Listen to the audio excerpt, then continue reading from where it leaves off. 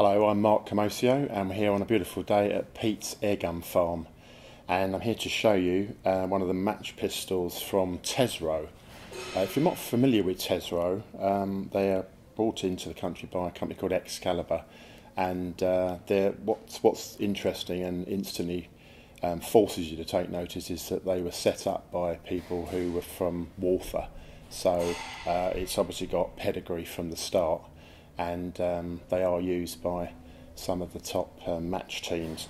Obviously they produce match rifles, and some of them are along there's similarities with some of the Walther products, so the high-end match systems. And this is obviously they've got a whole range of match pistols as well.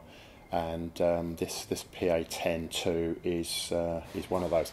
This is, as I say, the basic compact. There are slightly more elaborate versions. You've got another one which has got a more elaborate air stripper system on the front, but as I say, this still has an air stripper, but there's other ones with more complex systems if you want more weight or different combinations. But yeah, this has got quite a lot of features. So first of all, you've got the obvious anatomical walnut grips. And I've got quite large hands, but that fits me like a glove from the start. But you have got a fully adjustable palm shelf there. You just slacken off your Allen keys, and then that raises and lowers, and that gives you sort of real stability and support in the grip. It's all little aspects, but it all helps that final performance if you're really serious at your match shooting. You've got a match two-stage trigger, so you've got quite light settings on that. Obviously there are weights that govern match shooting, so you can't come down as light as a match rifle because of the regulations in the sport, but in use this is very crisp and very predictable and in keeping with the rest of the pistol. You've got open sights, obviously. On here you've got a fully adjustable finger wheel adjusters on the rear, and you can actually adjust the size of the aperture on the rear sight, which is quite a neat feature.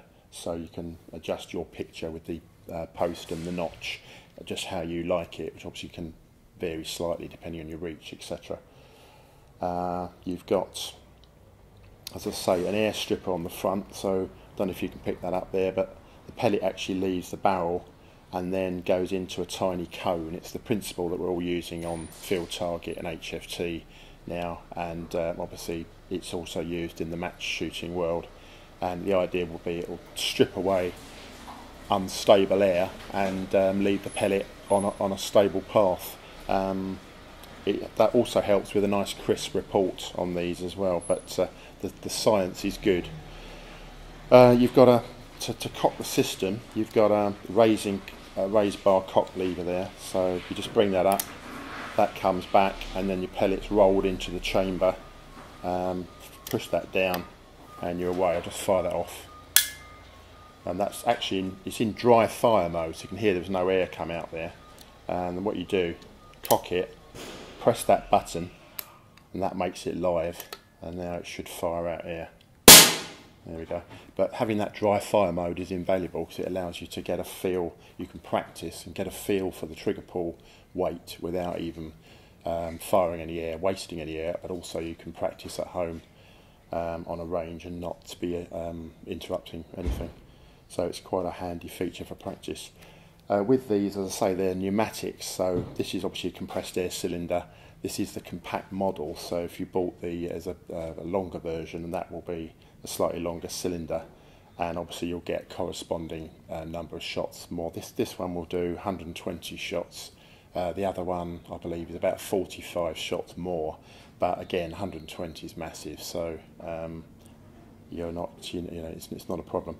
The great thing, it's quite user friendly. You can remove this cylinder at any time.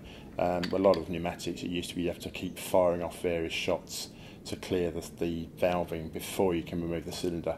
With this, it's just a simple on-off whenever you fancy, which is a neat feature. To charge it, you would link this directly to an air bottle, and Tesro supply the adapters, so that's your adapter that will screw straight into a diver's bottle, and then this cylinder will then screw onto that, and you'll charge it to the desired pressure. They talk about a dual power system with this, and what they're talking about is you can either charge it to 200 bar or 300 bar, and the power, the regulator will deal with either. So you've got an option there. You can work at a lower pressure. I mean, I would always recommend working at a lower air pressure. Everything's under less stress, and that applies to any air gun really. So the lower pressure you can use, the better really. But yeah, it's all in all, it's rather impressive. These are £1,100 approximately with the exchange rate. Obviously that can vary time to time, but at the moment it's say 1100. It's 177 only, and yeah, I think we've covered it all pretty well there. So I'll just show you that. That was from rested at 10 metres. Just my initial testing period with this. So it's yeah, certainly it's a superbly accurate system. You've got to do your bit, but you've got all the elements and all the features to push you for serious match shooting. So that's the Tesro PA10-2 Basic Compact.